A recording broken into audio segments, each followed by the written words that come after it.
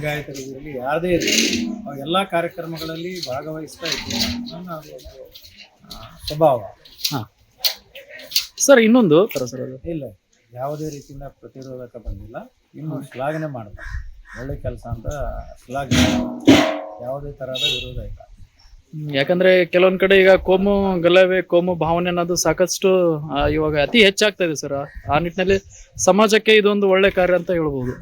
ಇಲ್ಲ, ಅದು ಯಾಕಂದರೆ ನಾವು ಪರಸ್ಪರಲ್ಲಿ ನಾನು ಸ್ವಾಮಿಯವರಿಗೆ ಏನಂಬುದು ತಿಳ್ಕೊಬೇಕು, ನಾನು ಏನಂಬುದು ಸ್ವಾಮಿಯರು ತಿಳ್ಕೊಂಡಾಗ ಪರಸ್ಪರ ನಮ್ಮ ಚಿಂತನೆ ಅವ್ರ ಚಿಂತನೆ ನಾವು ತಿಳ್ಕೊಂಡಾಗ ಪರಸ್ಪರ ಅಪನಂಬಿಕೆಗಳು ದೂರ ಆಗಿ ಭಾವೈಕ್ಯತೆ ಮತ್ತು ಸಹೋದರತ್ವ ಏನಂತಂದ್ರೆ ಮೂಡ್ಲಿಕ್ಕೆ ಸಾಧ್ಯತೆ ಇದೆ.